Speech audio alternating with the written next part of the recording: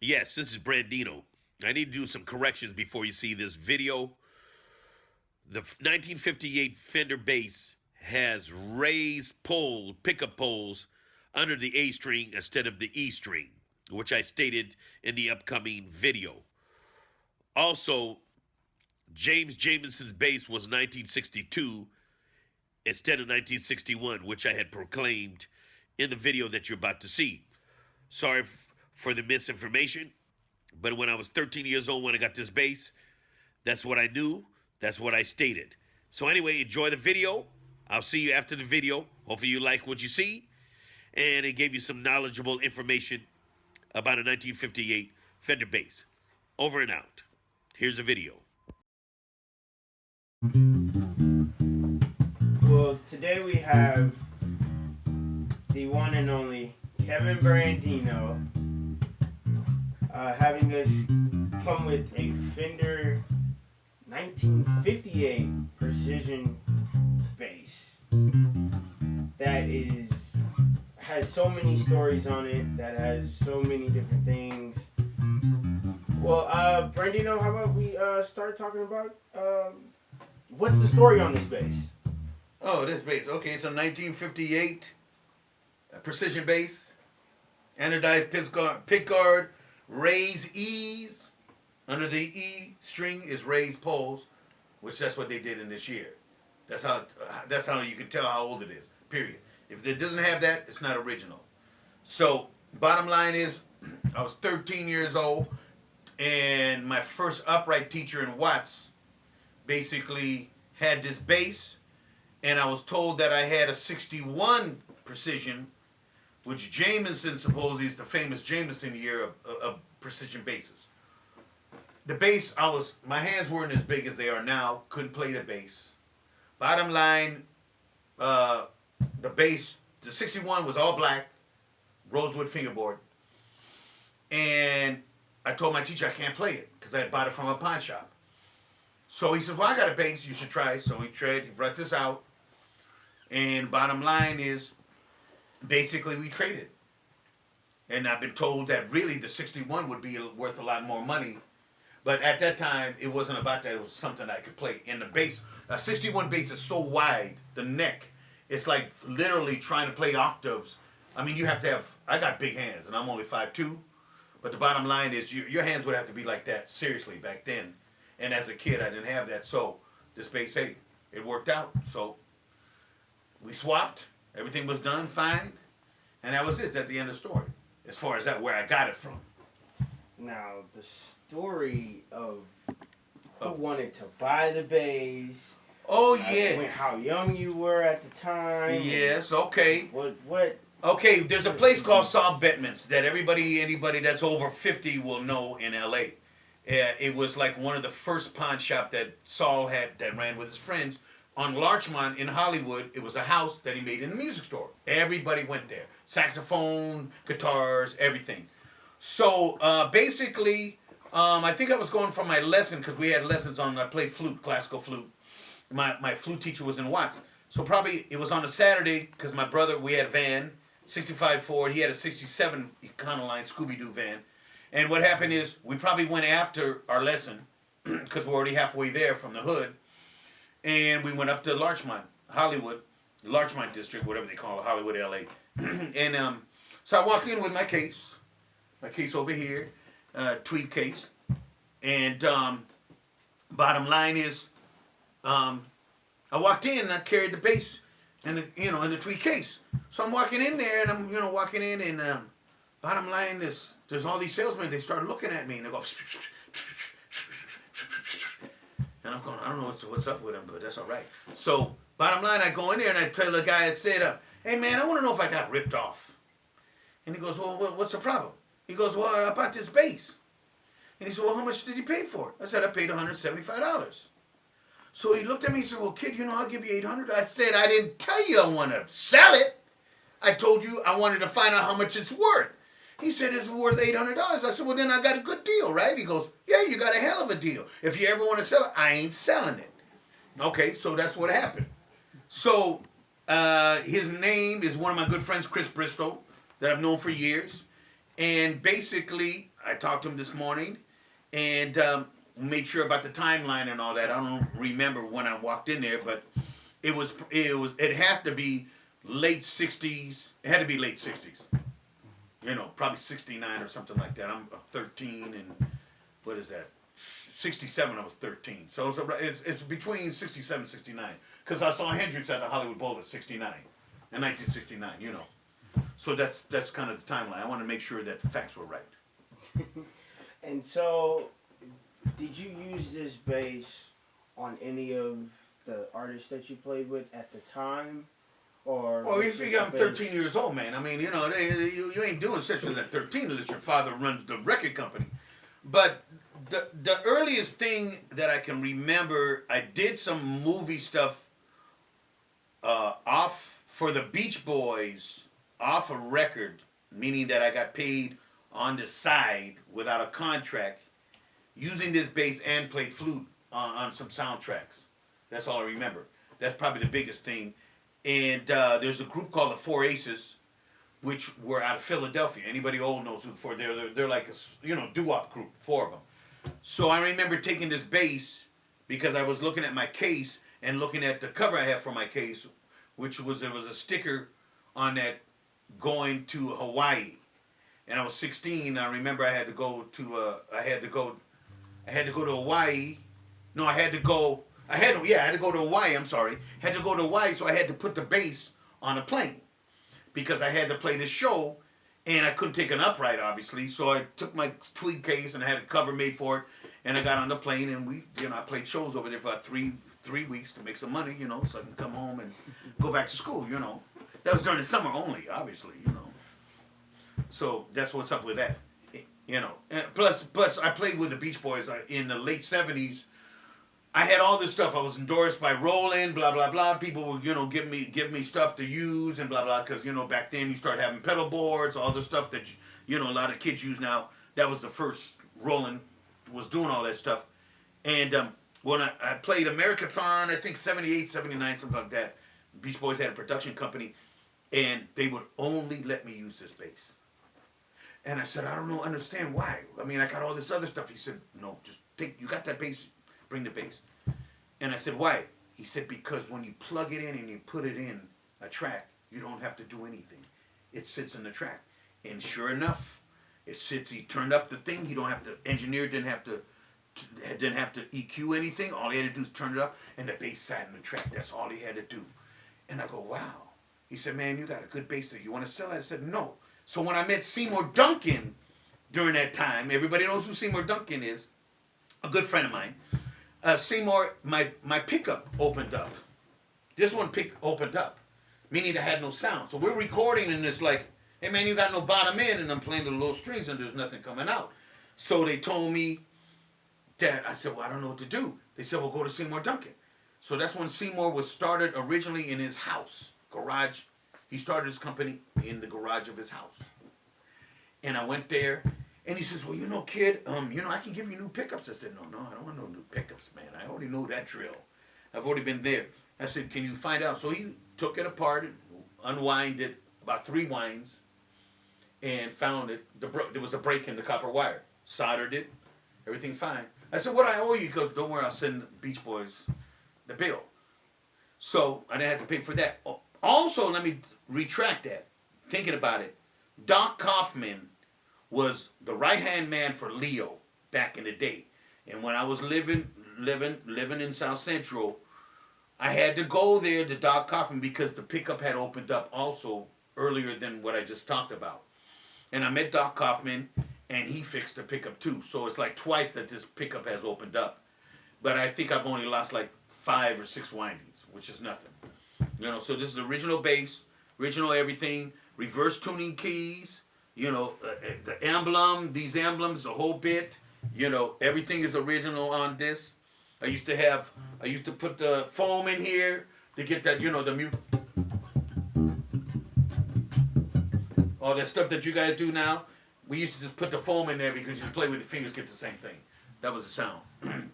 But, now everybody plays with their thumbs, the muted technique. Well, Brandino, thank you for all of You that. didn't go through all the questions, did you? No, I'm not. Okay. I'm not even finished. So, all right, let's give it like 4 seconds. Yeah. So I can edit it. Yeah, edit. Okay, so now we're gonna come to our segment where you can give us a little bit of some bass, some Brandino bass.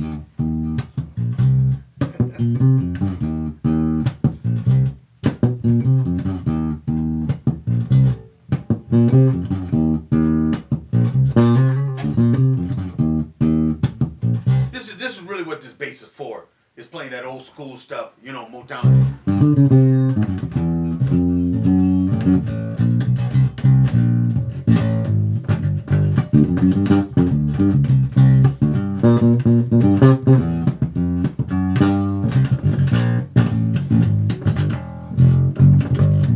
I mean, that's really what this bass is really for. You know, I mean, you know, if you had the bass and you retuned it, restrung it, you guys, you know, the young generation would probably do something else. But that's really what this bass is done for. You know, really used for. It's got that sound, and obviously it might be coming back because I've been using it on some rap track with some rappers that I'm producing and working, and they love the bass. You know, so I've kind of basically labeled this the gangster bass because it has that one sound. And it's a sound that, like I said, once it sits in the track, you can, unless you have an instrument like that, you won't get that sound because the pickups, the wiring, 50 years old, 60 years old, whatever, the pickups, the anodized, you know, pickups with the metal, all that. That's what they did back then. So, At that time at what time? that you bought the bass Yes. and you had the bass and you was playing Yes. 16, what were some of your major influences? Oh, it was all basic at that point because I went in the hospital at 16 to do the last operation I did.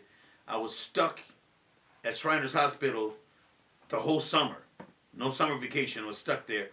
Basically, you emulated everything on the radio. Everything was Motown, Diana Ross, Temptation. It was all that scenario. It was, you know, so basically that's what you learned how to play on this instrument with labella, flat wound strings, with the mute in here to get that stuffiness, and that's what you did. That was the sound, you know. So I was kind of fortunate to find this and to be able to have it this many years without having to sell it, you know, and basically, you know, pass it on or pass on the information to the young generation. Well, how would you describe the essence of your playing into a few words? Oh, there's no few words to explain my playing technique. Basically, I'm an electric bass player. I'm an electric bass player that started playing bass at 9 years old with a St. George bass, with the Eco bass that was an Italian bass, Beetle bass. Then I got this bass, and to describe my playing, which I think some other people would probably be better saying that than me, you know, because it's not good to brag. But anyway, I'm a doubler. You know, I'm classically trained on flute and on acoustic bass. So my scenario is playing, as I've mentioned in a lot of articles, I play booty bass, meaning I play the bass that makes people try to shake their booty, dancing and all that stuff. And my whole thing is playing bass.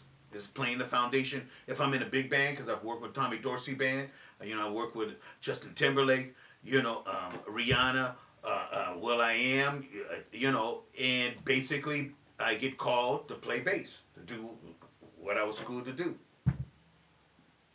Now, all that other technical stuff and all that, I think you need to talk to somebody else. I think they can explain it better than me. Okay.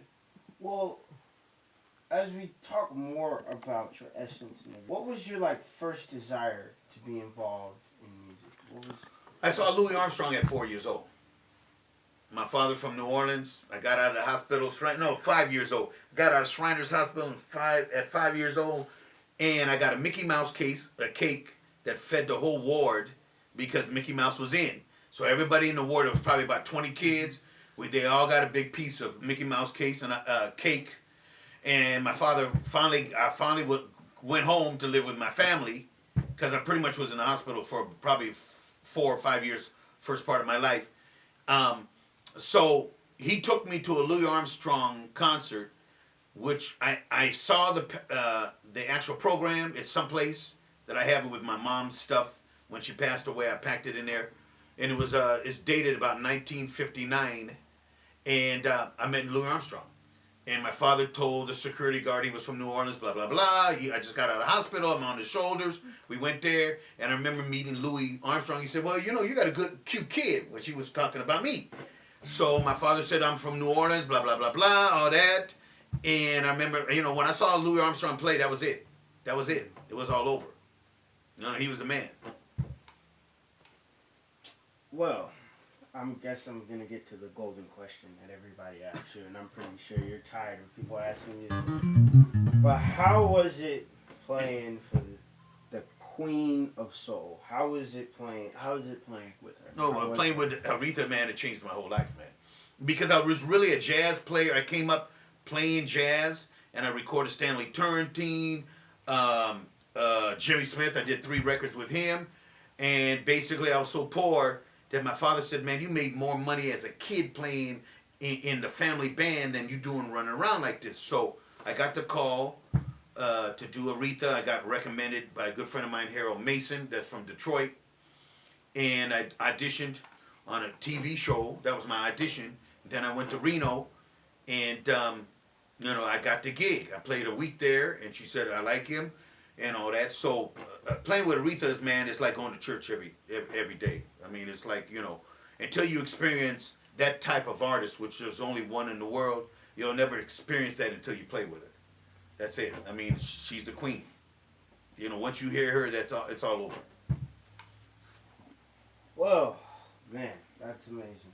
Well, I have this one question I definitely wanted to ask, because I see that you have a lot of That's amazing. young mentees and young guys that you like to mentor, and I want to know, what is some of the advice that you have for young musicians?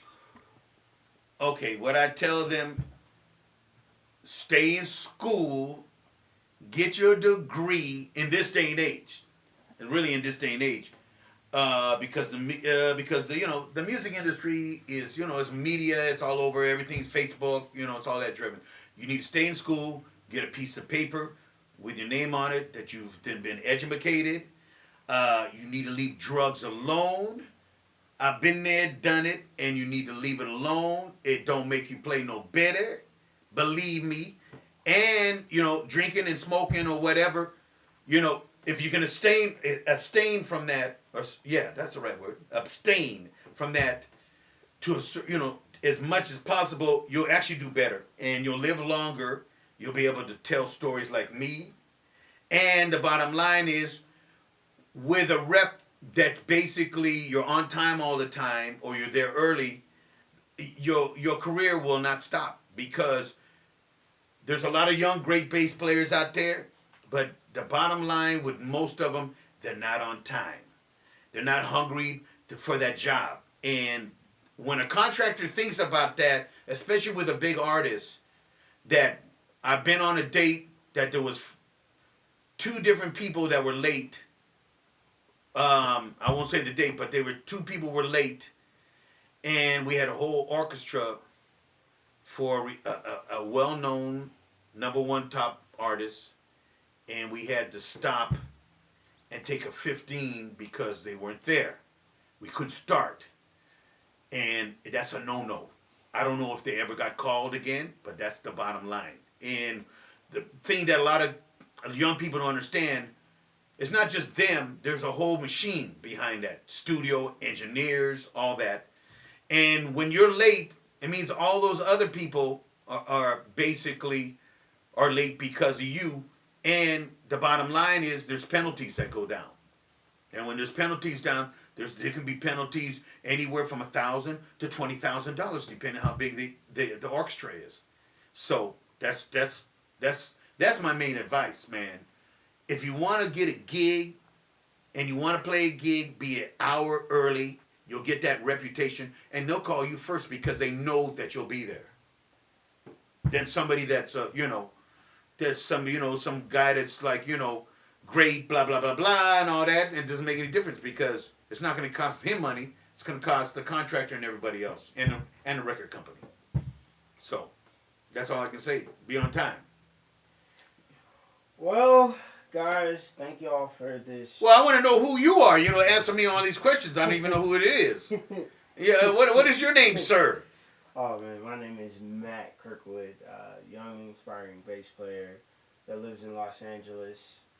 And where you from originally? Yeah, I'm from Houston, Texas. Yeah, you like gumbo like my people from New Orleans, right? Yes, sir. Okay, I guess that's why we have a good Yes. relationship. Yes, sir. Beignets and all. Yeah, man. Okay, so that's what's up. This is what's happening. This is what's going on with the bass. I mean, hey, man, this is how I got it. I think I did all this, but this is how I got the bass. The bottom line is it's one of a kind, and all I can say, I looked 3 years for a bass like this, and good luck for you to find one. My name is Brandino. Thank you for watching, and I want to thank Alex. I want to thank Matt. I want to thank Lauren, and I want to thank Tara too for doing this archiving video. And we'll talk to you again. I think I'll have something else to show you in the near future. Thank you very much. I hope you liked the presentation, and we'll meet again. Cut.